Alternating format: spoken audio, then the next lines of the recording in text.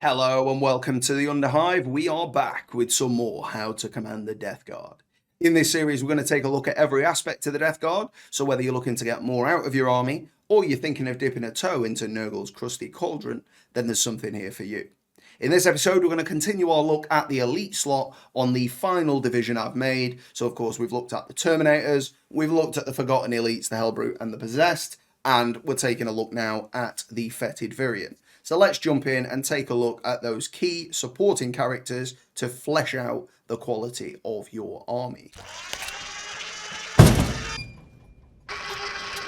We'll go through them in the order of the codex for no other reason than that. First up, we've got the Noxious Blightbringer. Now, all of the Foetid Virion have the same base profile, so I'll address it here in the Noxious Blightbringer, but it is the same for the rest. For the rest of them, we'll just look at the differences. So they are 5-inch movement, 3 up weapon skill and ballistic skill, 4 strength, 5 toughness, 4 wounds, 4 attacks, 8 leadership, and a 3 up save with armor of contempt. Now, effectively, that puts them at twice the strength of a Plague Marine, because they've got double the amount of wounds and double the amount of attacks if we ignore the champion and the fact that they probably have an extra one if you take 2 melee weapons. But at a base value, that makes them worth roughly 40 points for the model itself, and then we're looking to make up the extra with the abilities.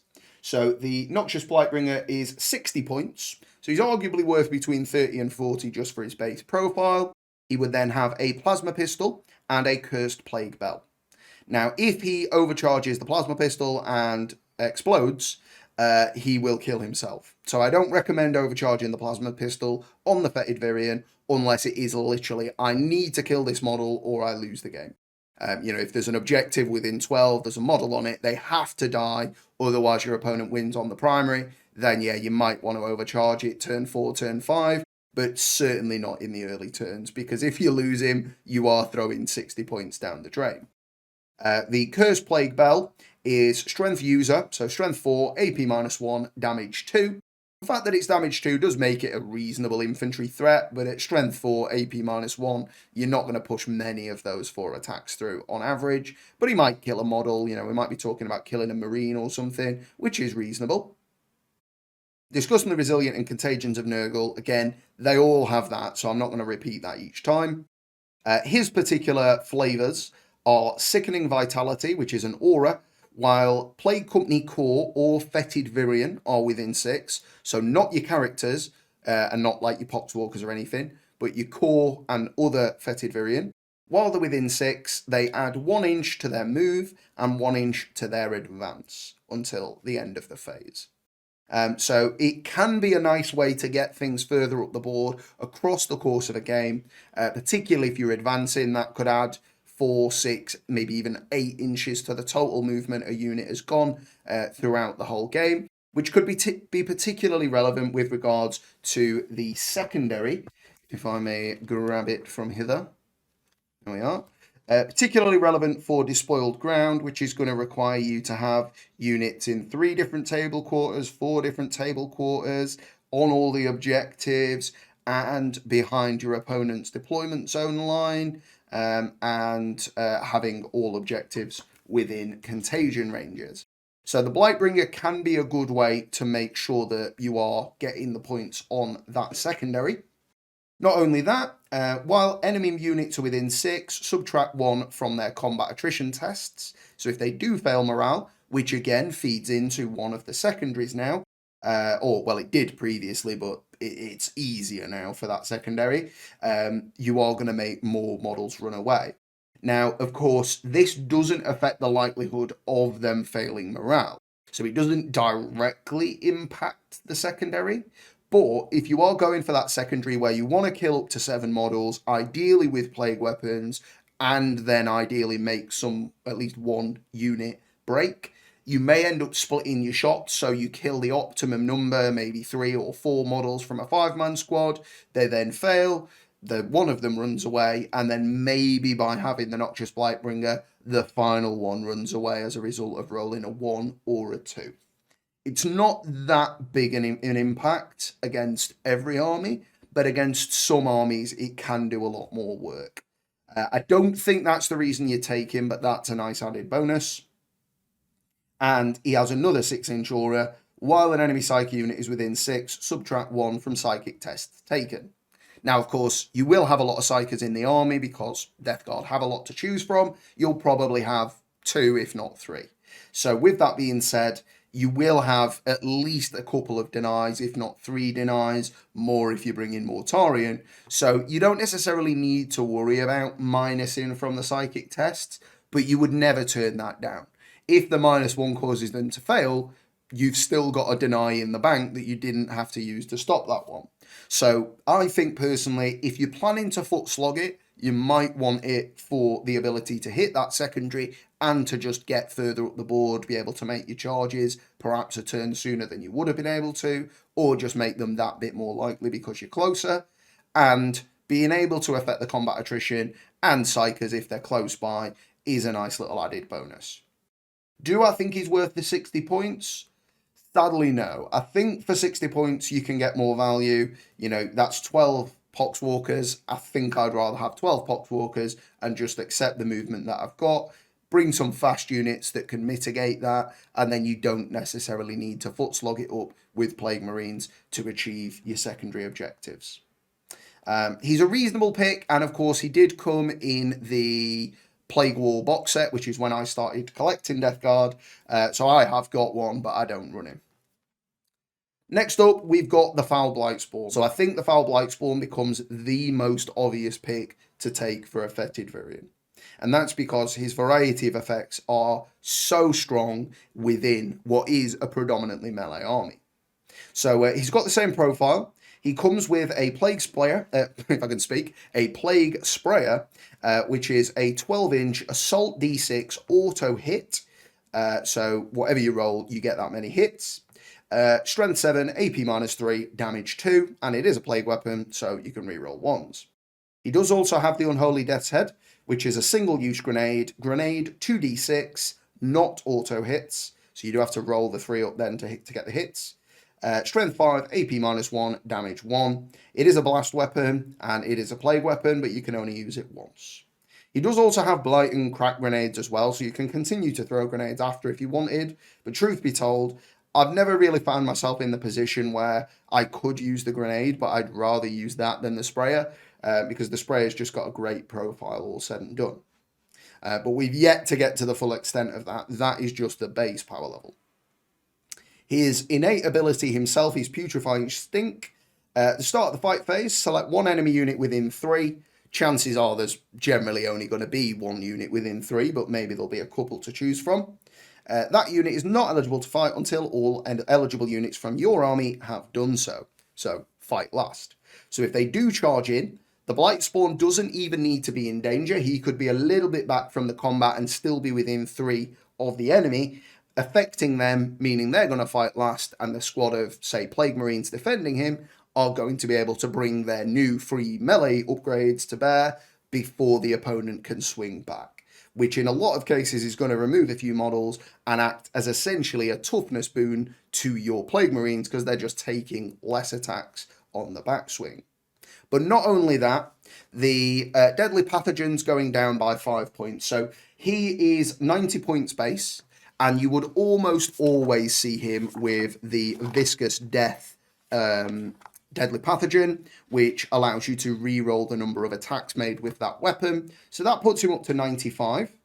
From there, you would also be able to include Revolting Stench Vats for 1 CP, which is an aura while an enemy unit is within 6. So you no longer have to just pick one, it's anything in 6. That unit cannot make use of any rules that allow it to fight first, and it never counts as having made a charge move. So irrespective of any abilities it has, it will be fighting last because it doesn't count as charging, doesn't count as fight first for any abilities it has. And of course, you still have the other aura where you can say within 3, I'll just pick you to fight last as well. You wouldn't need to, because if they're within 3 to do that, they're within 6 of this, and that affects all of them. But technically, that interaction is a thing. So yeah, with that being said, 95 points, His base value, roughly 30 to 40 points. With that Plague Sprayer, I'd say that weapon's probably worth 10 to 20.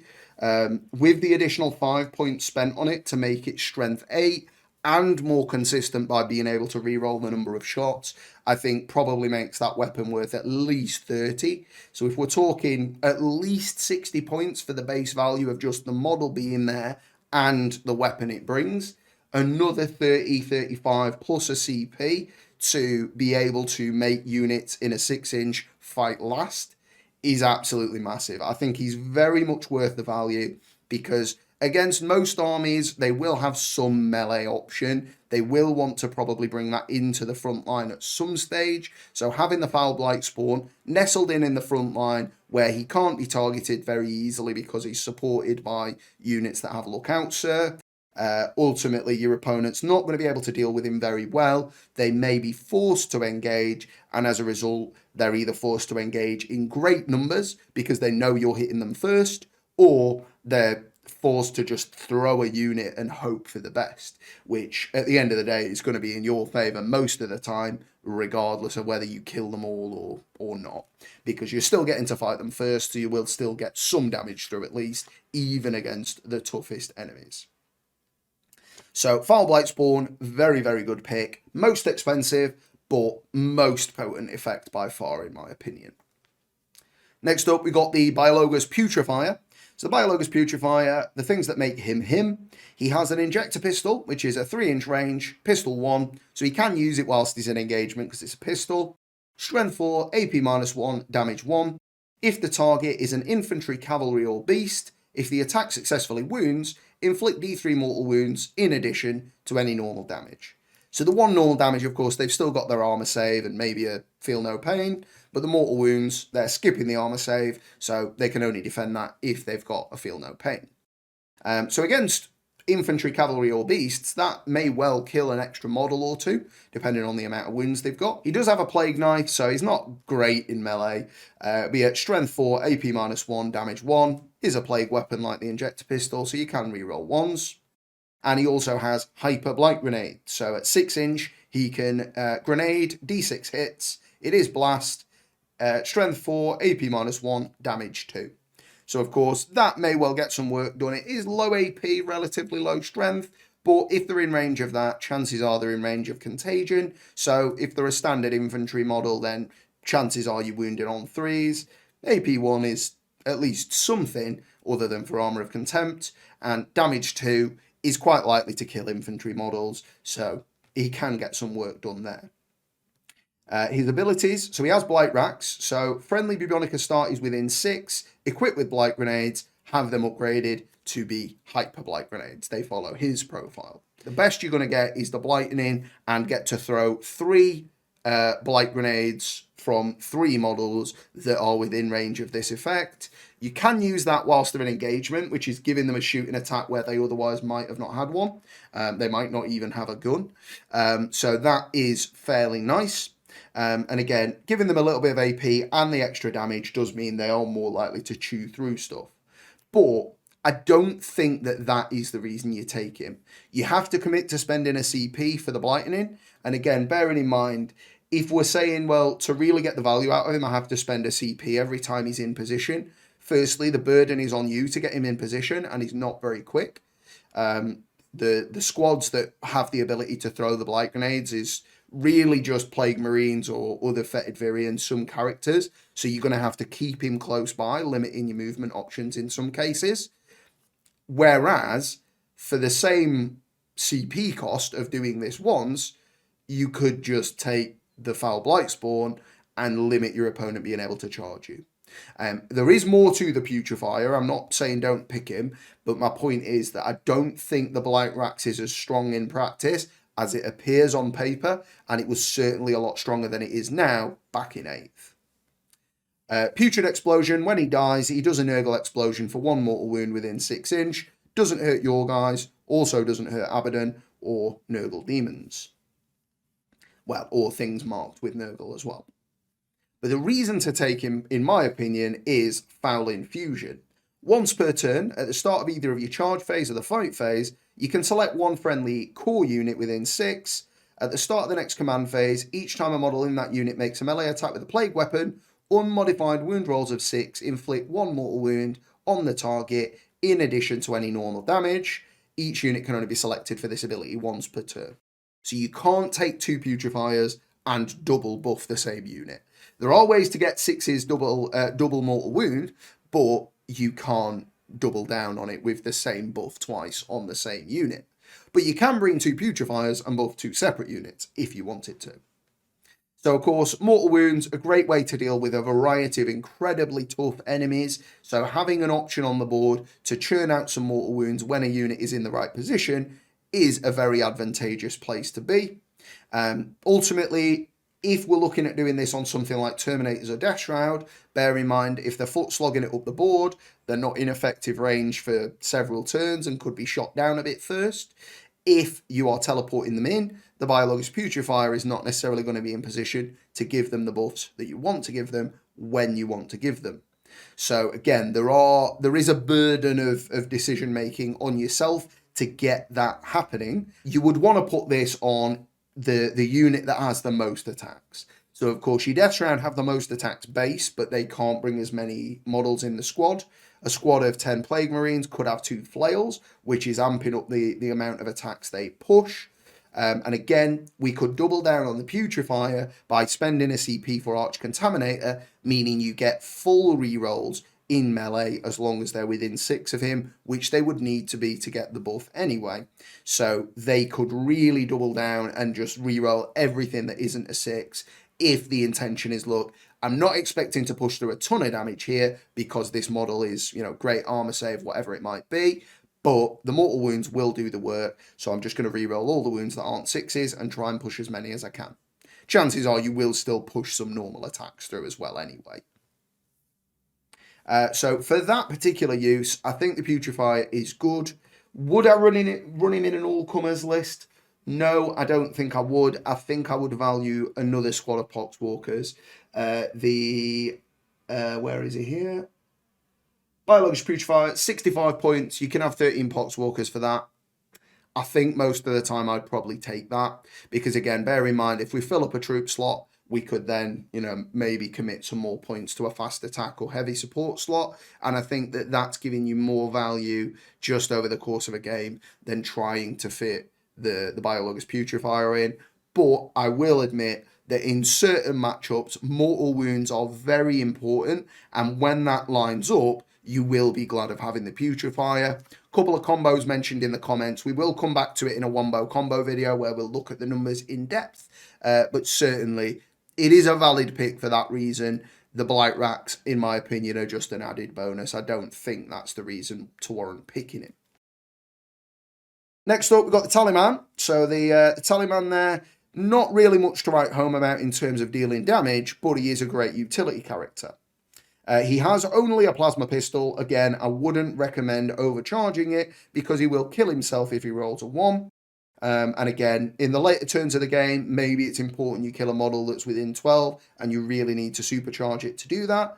But otherwise, I don't think it's worth the risk of killing what is a 70-point model very early in the game. The things that make him him, he has malicious calculations. In the command phase, select one model to tally for until the start of your next command phase. Each time that model makes an attack, add 1 to the attack's hit roll. So that's melee or ranged. So regardless of what infantry squad you put him near, he's going to make them that bit more fighty. He goes very well with Death Shroud that are using the heavy profile to even out that -1 they get. But same goes with Plague Marines and Blight Lords. They're on a 3-up normally, so putting them to a 2-up makes them that bit more consistent. If you've got a Lord of a Death Guard nearby as well, they're getting reroll 1s to hit, so that should make it very consistent to push all your attacks through the hit roll. Not guaranteed, of course. You can roll a 1 into a 1, but it doesn't happen that often. His other ability there is 7-fold chant. At the start of the command phase, roll 2d6. On a 7 or more, you gain a command point. So if you are building in such a way where you know you're committing to several stratagems a turn, maybe you're spending a lot of CP pre-game, and of course we've got less of that now. The Tallyman is a way that you can maybe accrue those much needed CPs back in the early turns to really get off a powerful wombo combo, despite the fact that you've brought a lot of relics and warlord traits. The relic specific to the tallyman is the Tollkeeper. While a friendly play company core unit is within 6, each time a model in that unit makes a ranged attack, unmodified hit rolls of a 6, score 1 additional hit. Now, it is still good with, if you go with your Plague Marines and you kit them out full melee, you maybe got some Melters in there, Plasmas in there, Blight Launchers in there, maybe a Plague Spewer in there. All of those weapons are going to be dealing a few shots each, not necessarily 6, where you would be quite comfortable feeling you would get an extra hit, but you are still going to turn up some 6s. And particularly when you get a 6 on a melter shot and you're getting another melter shot for it against a vehicle or a monster, that's going to feel really powerful. And again, bearing in mind that he's also potentially giving that unit +1 to hit, they're that much more likely to push that damage through. So I do think Tollkeeper is still something to consider, but I don't think it's really needed.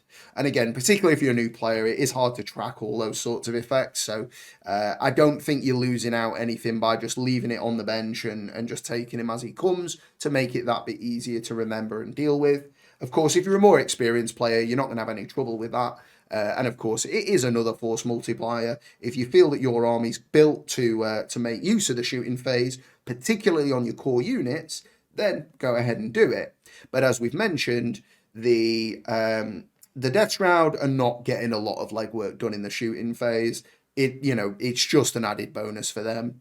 The Blight Lords can, but you're paying for those ranged upgrades, which then leaves a sour taste in the mouth compared to the Plague Marines that can go full ranged if you want for no additional cost. So the reason I see the Tallyman there is for the command points, and particularly if you've got a ranged squad of Plague Marines that you're wanting to do some legwork, then you might want to take the Relic as well, because he's going to juice them up that bit more when they roll 6s. And lastly, the Plague Surgeon, who is, in my opinion, the coolest Foetid Virion. He's just got a bolt pistol, so he's not doing a lot in the shooting phase, but he does also have a Bale Sword, which will hit at Strength 5, AP -3, Damage 1. He is a reasonable recipient for a deadly pathogen to put him up to Strength 6. So if he's fighting Marines, he'd then be wounding them on 2s if they're the typical Toughness 4 down to Toughness 3. And given the AP on that, he will probably push a damage or 2 through, maybe kill a model.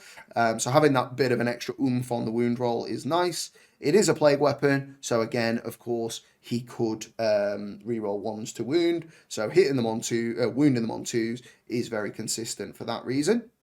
And he has 2 nice abilities as well. At the end of the movement phase, this model can heal 1 friendly Bubotic Astartes infantry model whose unit is within 3 inch. That model can regain up to D3 lost wounds. Each model can only be healed once per turn.